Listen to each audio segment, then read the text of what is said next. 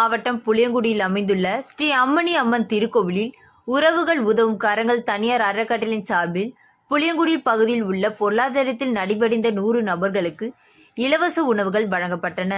அதனைத் தொடர்ந்து பொருளாதாரத்தில் நலிவடைந்த 10 நபர்களுக்கு பலசரக்கு பொருட்கள் மற்றும் சேலைகள் வழங்கப்பட்டன. உறவுகள் உதவும் கரங்கள் அறக்கட்டளையின் சார்பில் நிறுவன தலைவர், செயலாளர், துணைத் தலைவர் ஆகியோர் கலந்து கொண்டனர்.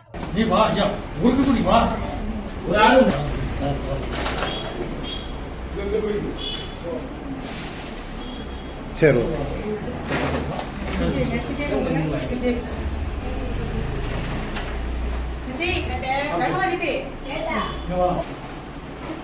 இங்க பாருமா.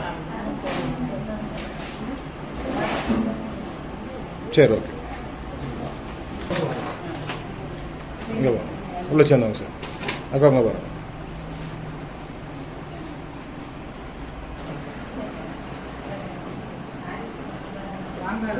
Right, okay.